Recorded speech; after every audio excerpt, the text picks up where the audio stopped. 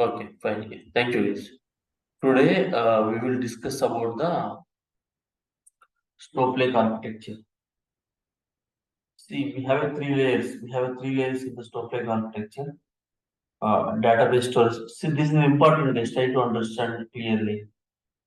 Because there is a difference.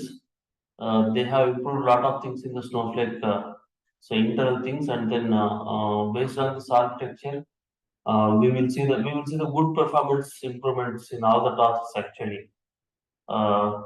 So we don't need to take care. We don't need explicitly. We don't need to take care regarding the performance issues.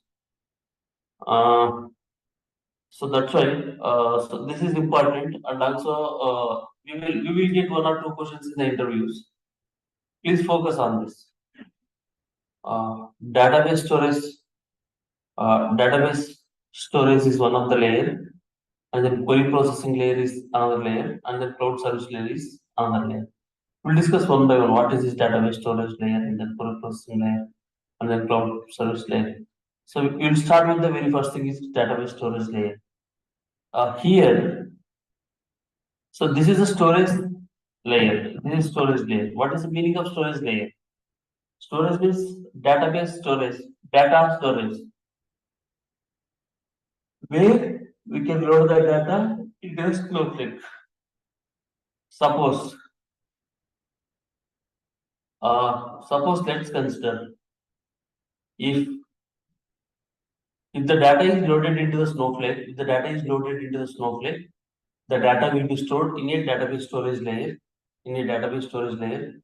Whatever the data, whoever load the data into the Snowflake. Suppose I am loading the data from one source into the target table. One source into the target. Target is the Snowflake environment. Source may be anything, either a file, either a database, etc. That data is going to reside in a database storage layer. In database storage layer, so we have a storage component called. What is that? Micro partition. So in that micro part, that is a component. That is a storage component. Where that data is going to reside. That is the least storage component in the Snowflake. How we have a databases, etc. in the other RDBMs, other databases. So here, micro partitions, which is important actually, we need to understand clearly. So where the data is going to store in the storage component, in the micro partitions. Each micro partition size is 500 MB. Suppose let's consider if we load the data into the one table with the around 1 GB of data into the table. Suppose if we load the 1 GB of data into the table, as we have a 1 GB of data, then that 1 GB of data will be the 1024 megabytes of size. So that data will be loaded into 3 micro partitions, because each micro partition size is 500 MB. So we have more than 1000 MB size we have loaded into the table. That data will be loaded into the 3 micro partitions. And then whenever the data is loaded into the table and then into the micro partitions, internally all these micro partitions information will be maintained in the metadata tables. Nothing but how many micro partitions are allocated to the particular table, what are the micro partition numbers. In micro partition itself has the row details. In these micro partitions, how many rows are there, those details will be available in the micro partitions. And then whenever the data is loaded into the micro partition, and the micro partition details will be available in the metadata tables. Now, when we query the data from that particular table, select star from customer table where customer ID equal to 10. By using the metadata information, suppose by using the metadata information in that metadata tables, there will be a details for customer table, how many micro partitions are allocated and what are the numbers. If you go into a particular micro partitions, again we will be having a row details. Now, if you query a table select star from customer table where customer ID equal to 10, so directly it will go into the particular micro partitions and then bring the data. So this is the one more thing how the data is going to store into the Snowflake. Second thing is data will be stored in a column format rather than a tradition format. Column format means what? I will show you.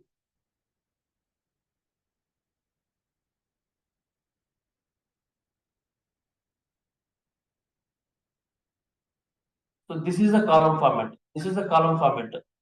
See, this is our table. Type, name, country, and then date. Type, name, country, and then date. So this is our traditional format. One second.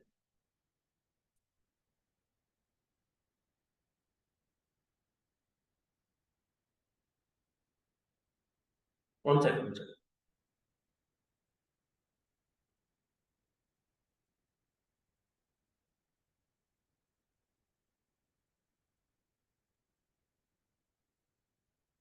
So if you load this data into the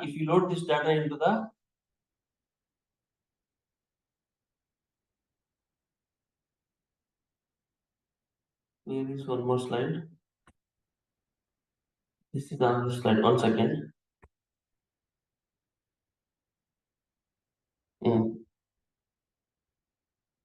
Yeah, this is the slide. If you load the data into the table,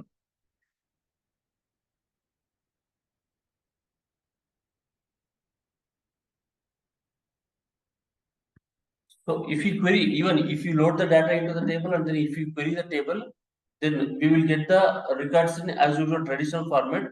But internally, the data will be stored in form of a column format. See here, the type column, name column, country column, and the date column.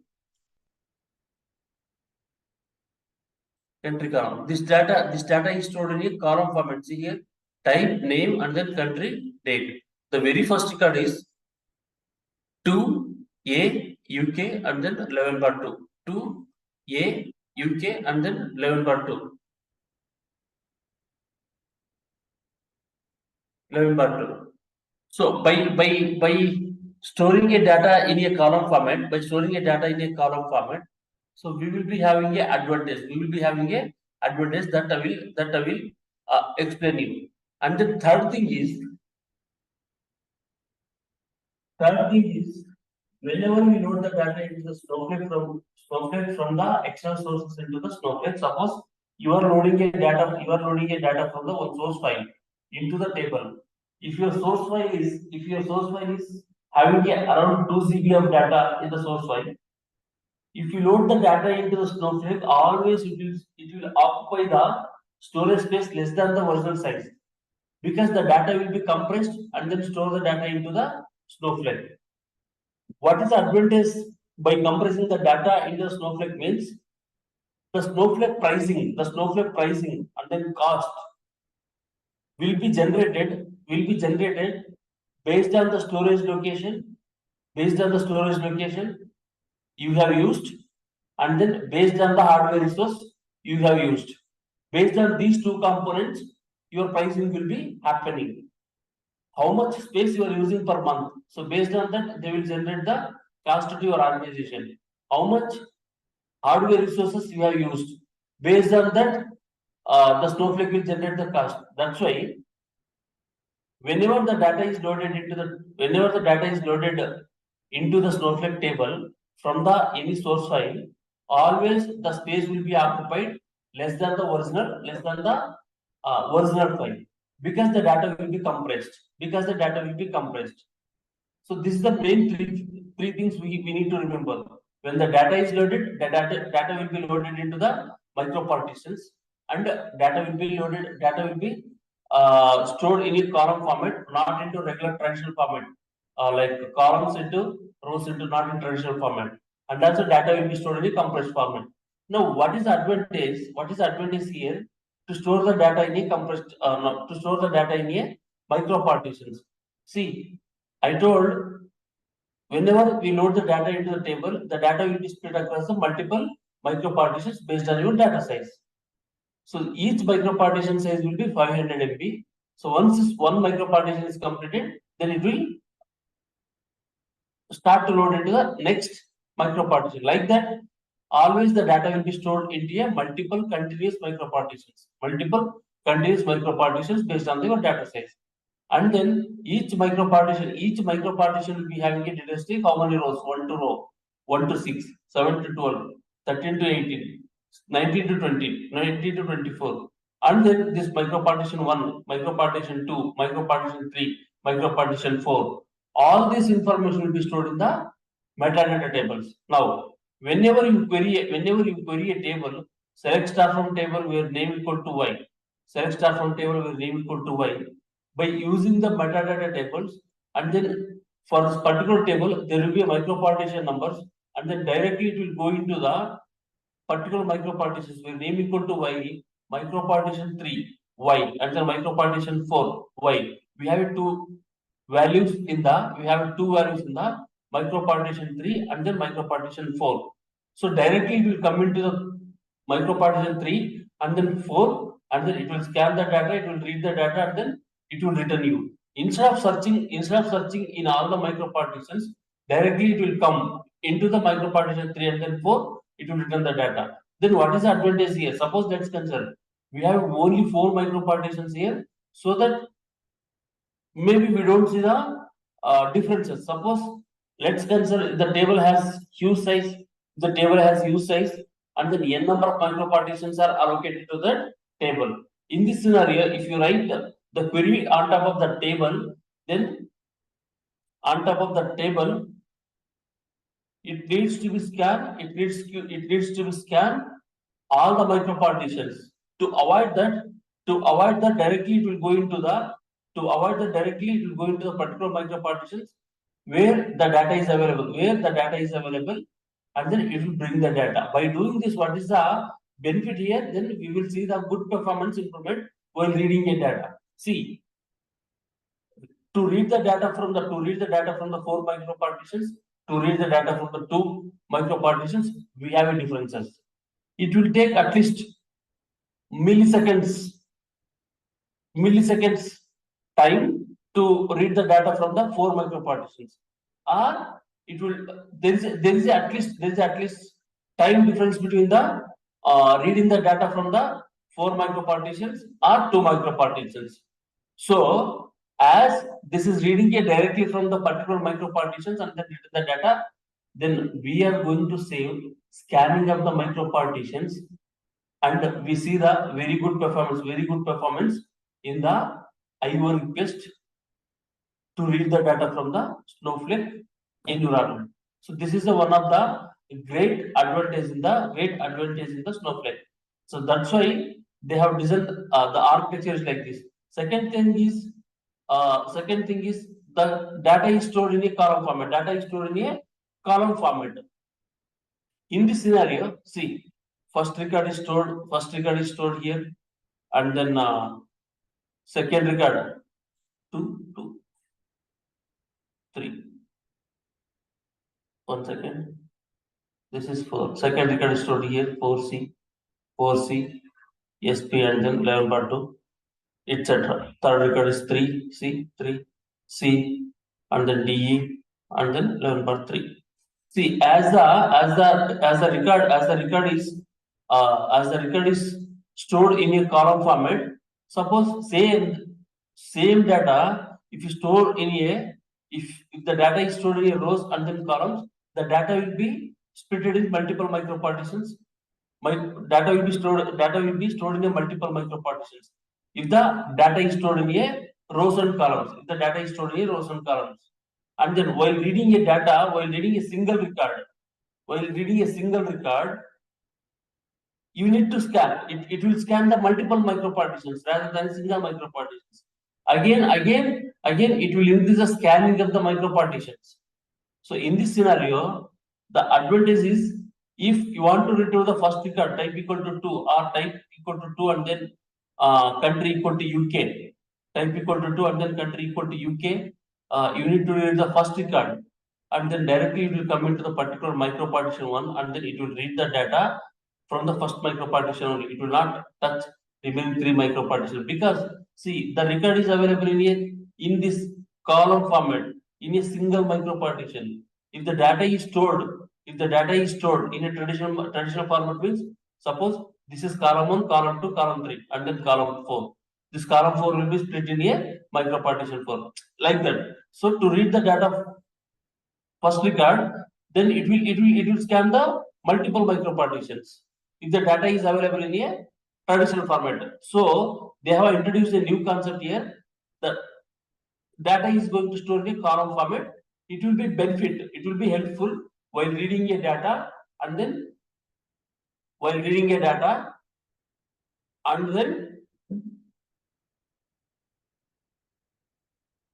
it will avoid to scan the multiple micro partitions. It will go into the particular micro partition and then read the data for us. So it will save the time, and we see the good performance improvement while reading a data from the, suppose let's consider we have a very big SQL statement. Select star from customer table, join order table, join product table, join location table. In this case, if you are querying, a multiple tables. So while reading a data, the data is stored in this format, then it will be benefit. It will be benefit actually.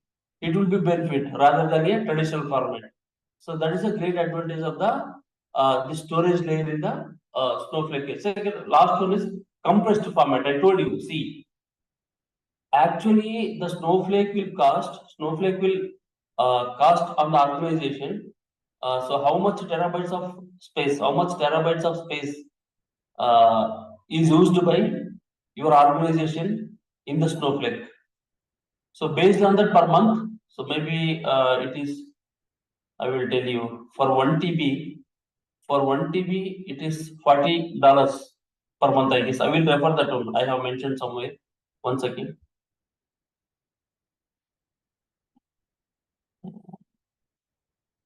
Not here. One second, yes, I will show you what is the price.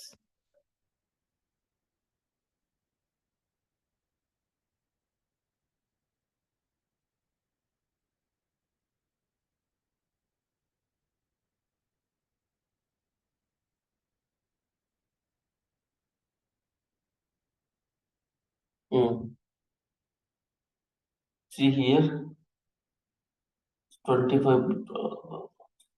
See, for 1 TB, they will charge us. They will charge on your organization $40 per month. So if the organization is loaded a data into the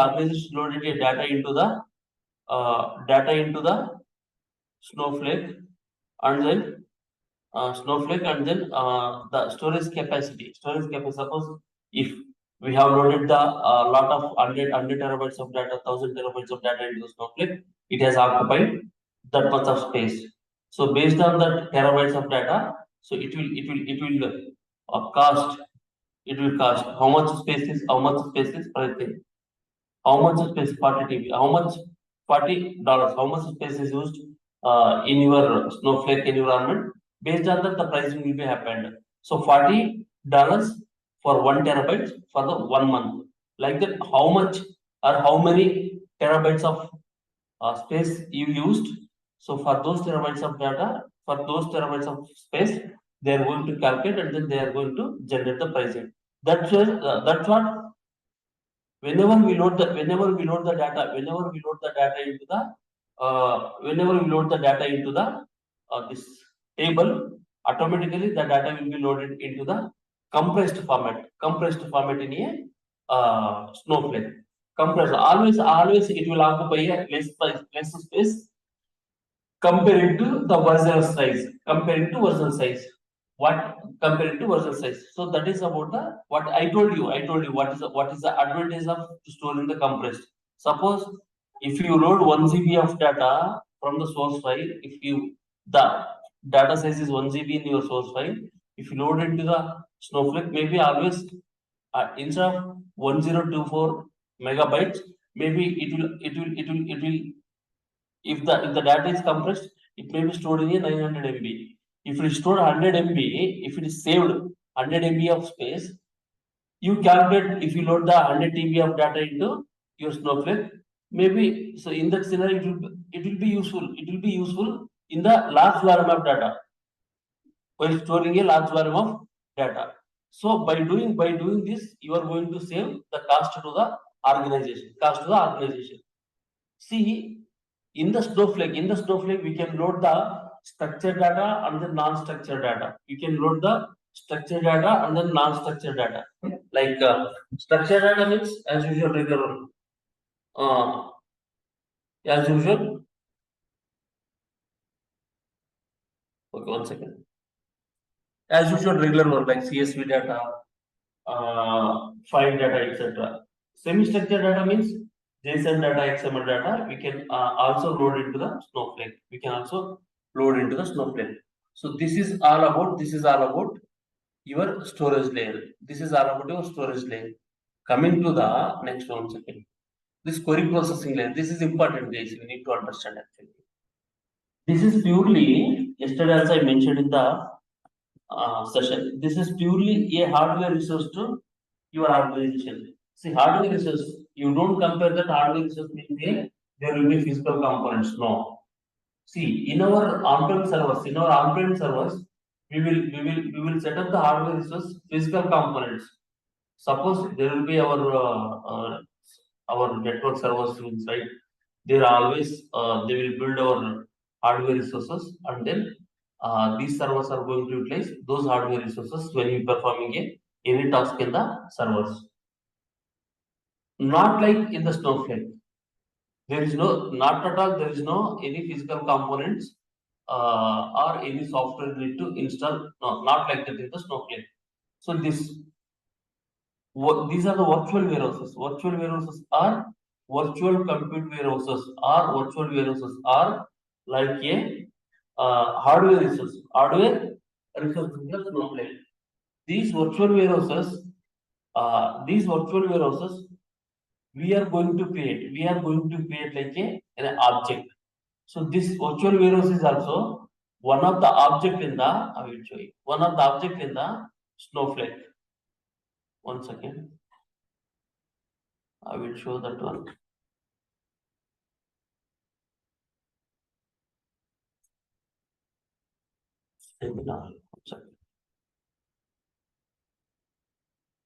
See?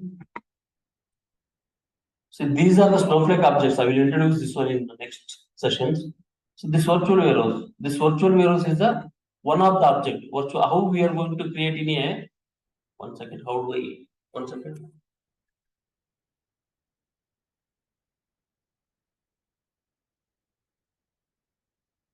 How do we maximize it is not going.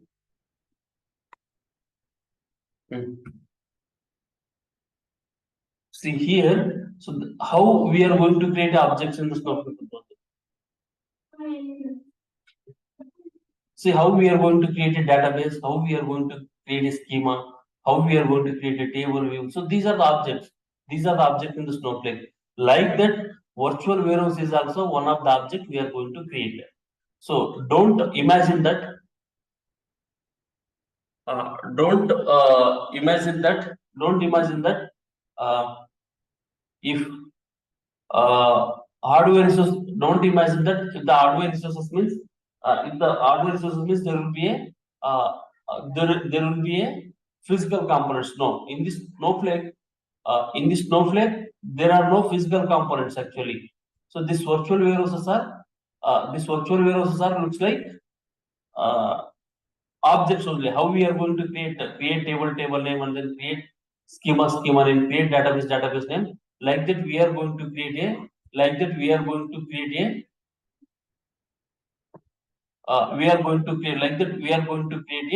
these virtual warehouses. So these virtual warehouses will be having a different sizes. We are going to create a virtual warehouse with the different sizes and we can create the multiple virtual warehouses in the Snowflake. Multiple virtual warehouses in the Snowflake. See, warehouse size X small, medium, large, X large, double X large, triple X large, etc. So based on the requirement, we can create the virtual warehouse size. Based on the requirement, we can create the virtual warehouse size, and we can create the multiple virtual warehouses in the Snowflake environment. So why we need to create the multiple virtual warehouses? We need to create the multiple virtual warehouses because instead of creating a single virtual warehouse, instead of using a single virtual warehouse for all the projects and all the teams, we can create a multiple virtual warehouses, and then we can use the individual virtual warehouses for each team. Suppose let's consider case. I have a project. In my project, there are 10 teams. Those 10 teams are using your Snowflake environment, same Snowflake environment.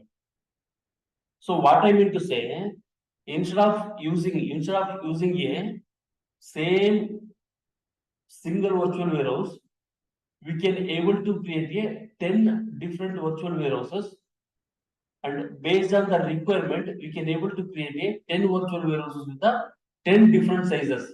Maybe my project is handling a less amount of data, and your project may be handling a very huge data. So based on the requirements, we can able to create a different virtual warehouse size with a small size, with a large size. So whenever we are going to log in into the Snowflake environment, we can able to use our own project related to virtual warehouse. Our own project related virtual warehouse. By doing this, what is the benefit here? As we are using individual and independent virtual warehouse, then we can able to see the great performance in the each and every activities. Without this virtual warehouse in the Snowflake, we can't able to perform any task in the Snowflake. Any task means, suppose if you want to do the data load, then you need a virtual warehouse. If you want to submit a your request, then you need a this virtual warehouse. If you want to generate any reports, then you need a this virtual warehouse. Fine. So for all the tasks, whatever we are going to perform in the Snowflake, for all the tasks, whatever we are going to perform in the Snowflake, then we are going to use this virtual warehouse. Without this virtual warehouse, we can't able to perform any task. See, one more thing is, as we have as it will allow to create the multiple virtual warehouses whenever we log in into the Snowflake environment. So based on your user, the DBA will restrict you to select only your project related to virtual warehouse. Instead of working in a different virtual warehouses. Suppose I am a user, I am working in a project one. I am a user, I am working in a project one. I am working in a project one. So in that case, whenever I log in into the Snowflake environment, only I can able to see my project related virtual warehouse.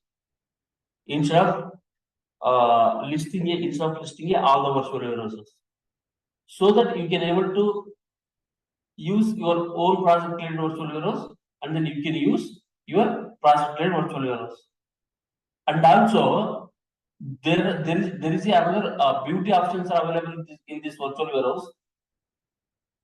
Based on your requirement, and then based on your request, and then based on your data size, whatever the number of tasks you are performing, if you are observing that your tasks are taking too much of time to perform and then perform the task. Let's consider in the very early morning 6 o'clock, you are loading a data from different sources into Snowflake environment. So unfortunately, you got a little bit huge data today morning. So you are trying to load the data into the Snowflake environment. You observe that it's taking a little bit more time than the usual time. So in this scenario, on the fly, without stopping, on the fly, without stopping any tasks. You can able to switch. You can able to switch one size to and then another size. By doing this, you are providing a good hardware resource to your Snowflake environment by increasing the virtual warehouse size.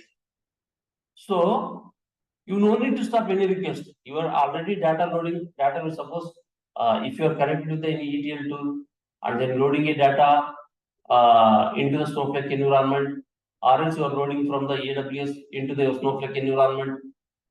This operation is taking too much of time.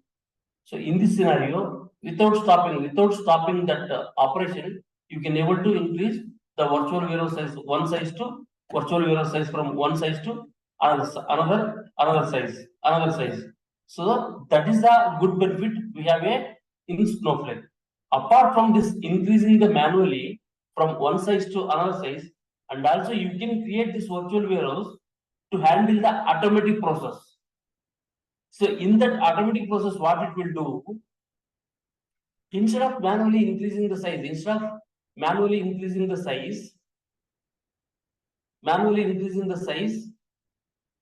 you can create a virtual warehouse size with the multiple options like automatically this virtual warehouse size need to be increased. Suppose so you are submitting a IO request, I am loading a data, and then another user is also submitting a IO request.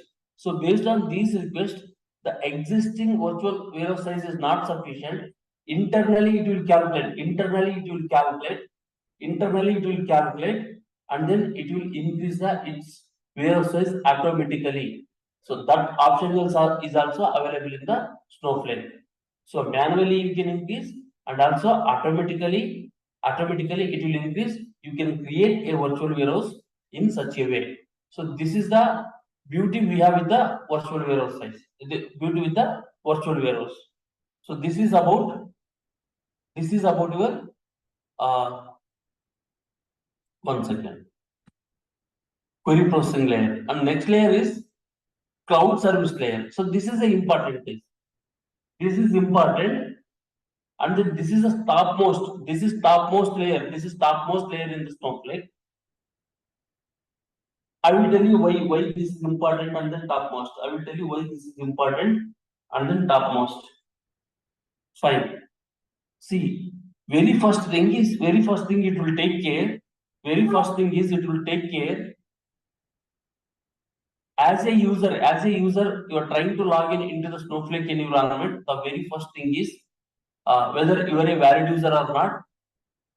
That level will be checked by this cloud service layer only. And once you logged in into the Snowflake environment and what type of privileges you have, so based on that it will allow to perform the task into the Snowflake environment. So that level of checks will be done by this cloud service layer. Suppose I am a user and then I am submitting a right credentials. Then the credentials information will be cross-checked by this cloud service layer only. If you submit the wrong password, then that will not allow. So those checks will be done this cloud service layer only. Suppose I have a super user privileges, then it will allow to perform all the activities. I have a limited privileges. In the Snowflake environment. So based on the privileges, then it will allow to perform you the particular tasks. So these kind of checks, very first check, this kind of checks will be performed by this cloud service layer. So that's why this is a topmost and then important layer. And then second layer is one second.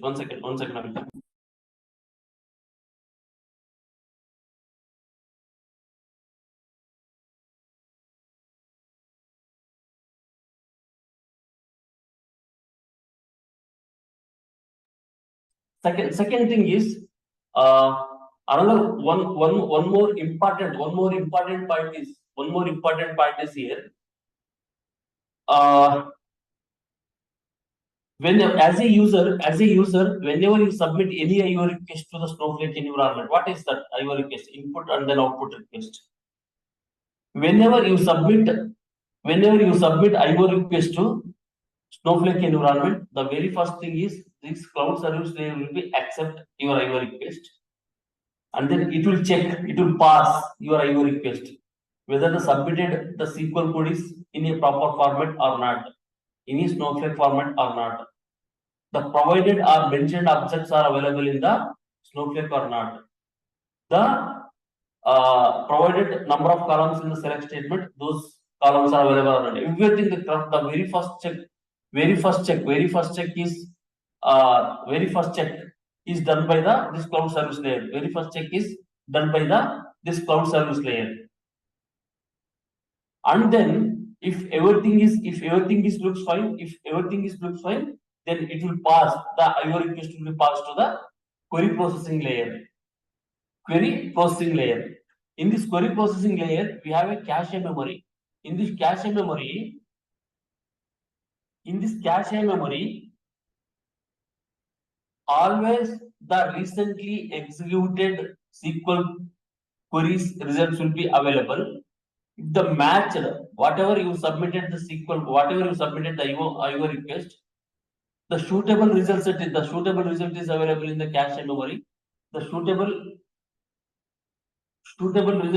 results are available in the cache memory, and then that will be returned from this cache memory into the your cloud service layer. This cloud service layer will be returned into the end user.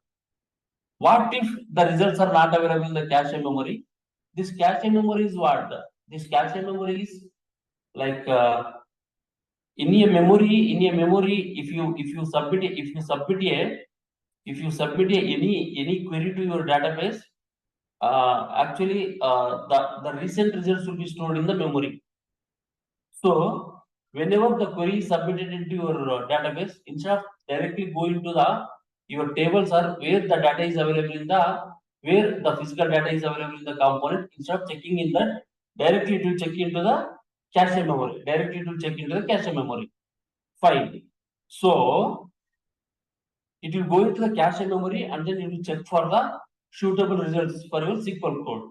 If the suitable results are available in the SQL code for this SQL code in the cache memory, then it will bring the data for you and then submit to the end users. In case if the suitable data is not available in the cache memory, and then directly it will go into the database storage layer. Where the physical data is available in your database storage layer. So from there it will bring the data. And then submit to the cloud service layer. So this cloud service layer will be returned to the end user. So overall, end to end, when the user is submitting a IO request, and then from there, and then while returning a data into the end user, it will take care end to end. Receiving the request and then returning the data to the end user. All these things will be taken care by this cloud service layer. Second thing, or third one is you are loading a data into the Snowflake environment. You are loading some huge data, some terabytes of data. If while loading a data into the Snowflake environment, if entire data is loaded successfully into your Snowflake environment, and then that data will be completely stored into your database storage layer. What if while loading a data into the Snowflake, due to some XYZ reason, in between the session is closed, partially data is loaded into your tables and remaining data is not loaded. So session is closed and then the process or task is stopped. So in this scenario, whatever the data is loaded, that data is not meaningful. Whatever the data is loaded, that data is not meaningful. So in this scenario, internally, it will roll back already loaded data from the table. So those things, those activity will be taken, those activities will be taken care by this cloud service layer also. See, I have 100 records, and then I'm trying to insert the data into tables in the Snowflake environment. While inserting a data, due to some XYZ reason, your session is stopped. But already some 50 records or 60 records are inserted. Still 40 records yet to insert. In between session is stopped. So this is not an meaningful, this is not a meaningful data, because partially you have loaded and then partially and remaining half of the data is not loaded. So in this scenario, this is a problem. So in this case, it will roll back. It will roll back whatever already data is loaded. It will roll back. So this kind of, and if entire data is loaded into the Snowflake, then it will store that data. So these kind of activities will be taken care by this cloud service layer. These kind of activities will be taken care by this cloud service layer. Apart from this, whatever I have spoken about virtual warehouse, and whatever I have spoken about this metadata tables, this virtual warehouse, these things are done managed by this cloud service layer only. Virtual warehouse, these things are done managed by your cloud service layer only. And metadata tables are also handled by your cloud service layer. So those things I have provided in the material. One second. One second.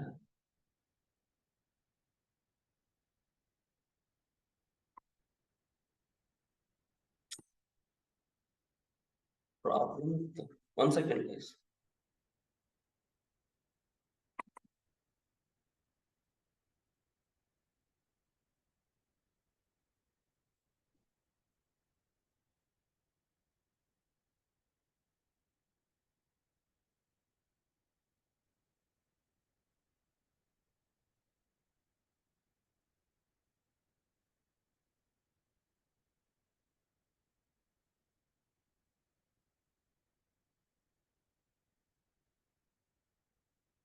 I will share it with you this architecture and then this content. See, database storage, whatever we have discussed, everything I have mentioned in this content, all the points I have provided in this content, I will share with you guys. So, let me know if you have any doubts in this discussion in data, this Snowflake architecture. Let me know, guys, if you have any doubts.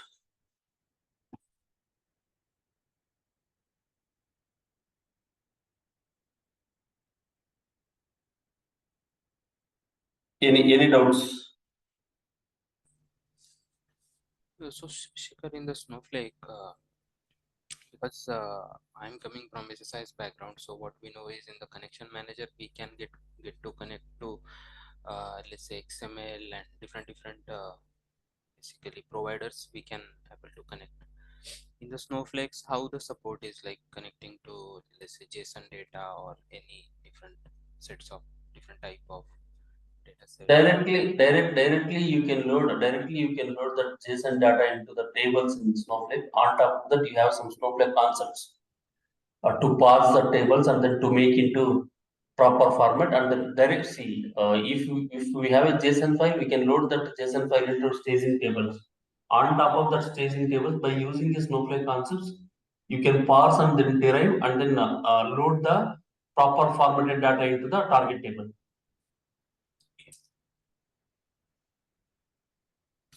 And how it is the migration is, let's say SQL Server to Snowflake. If you want to migrate, obviously all the tables we need to migrate, SPs and functions, views, everything we would need to migrate. So how it's easy for us to migrate, let's say column name, whether do we need to rename it, sometime we mask some PI information, let's say customer credit card information. So have you ever noticed like this kind of challenges while migrating SQL Server to Snowflake? While migrating, yeah, we have a little bit challenges from on-prem to Snowflake. Even I have worked on the projects. We have some data type compatibilities, and then we have some challenges that I have listed. I will provide all those migrations from on-prem to Snowflake. Sandeep. Okay.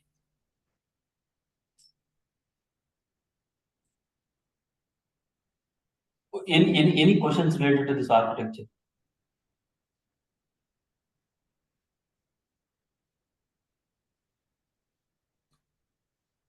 No, just one question about that architecture. So how the charging is happening?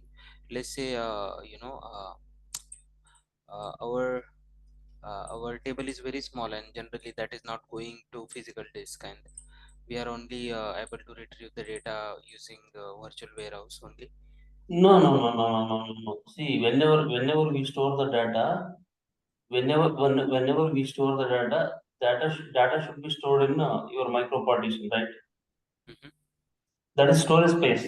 Yeah. So based on that your storage space, the pricing will be happened. I told that for 1 TB it will calculate $40. So based on that it will be calculated. Okay. So what I was trying to understand, if our queries are very bad and every time it is going back and pulling the data from the disk, rather than if we are writing very efficient queries, and those queries are running very fast. So in that scenario, will it impact the cost? Because if No. It will not impact the cost. It will not impact it will not see. Only the cost is for the storage space. I will tell you. See now. So you, for your question, you are reading a data from the cache memory. It will not read the from the disk. So in this case, your virtual warehouse will be utilized. Yes, for the virtual warehouses for this virtual warehouse also there is a cost in the Snowflake. yeah, but There is that a cost for the two things. One is storage space, and then another one is virtual warehouse. For your question, yes, for utilizing the virtual warehouse, then there will be charges on that virtual warehouse also. understand. Okay. So internally, what it will do, whatever we are going to use the virtual warehouses, it will generate the number of credits. It will measure the usage of virtual warehouse size in a number of credits. So based on the number of credits, then charges will be happening on virtual warehouse. In how we are going to calculate on the storage space for 1 TB, this much amount for these many credits. So this is the amount. Like that, there will be charges on virtual warehouses. Yeah. And one more thing, like this is very common thing, like before doing any deletes or updates in the production, what we used to do is we used to back up that data, so that if we want to roll back, at least we should be having that copy and we can see what were the values before updating or deleting the things. So my point is, like, we create some log tables, some backup tables, then is there is a way in Snowflake that those maintenance of this orphan kind of tables and data will be taken care by Snowflakes by themselves? No, in this case in Snowflake, there is a new. So your question is what? Your question is, can you repeat once again? Yeah, I mean, do we need to write any archival jobs to keep the required data in the database, and we can clean up some log tables which we haven't queried since 6 months, let's say, or records, my point is, like, if we created some tables and we're not using, then how this will get managed? Because data is something we are getting charged, and there are some orphan, means abandoned kind of table sitting there and we are not using. So Then then then then then, we then want to avoid that. for that we don't have options. We need to take care actually. For that we don't have any automated process in this complex. They have not introduced such kind of features, but you need to take care of that manually.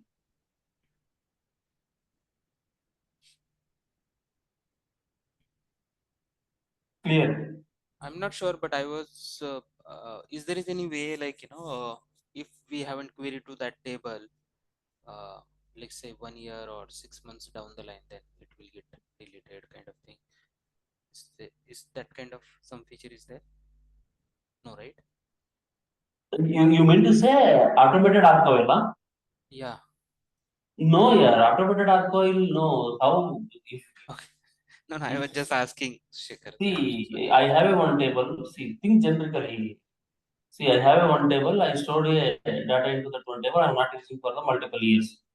How this Snowflake if automatically deleted that table, then all of a sudden, if you want that data, then you will become surprised, right? Yeah, Right? yeah, yeah, that's the thing. And That's why, Sandeep. So we will discuss tomorrow if you have any further questions or else if when we are discussing particular topic, then you can ask such type of related questions. If you have any questions on related today's topic, then we will discuss and then close the session. We will meet tomorrow same time. sure, sure. I don't have any other question for Yeah, now. fine. I Thank just you, guys. wanted Any other? Yeah. Do you have any questions? Others, Vishal and then Shamika. Okay, I'm not getting any responses. Fine, guys. Have a nice day. Tomorrow we will meet same time. Thank you. Bye bye. Thanks, everyone.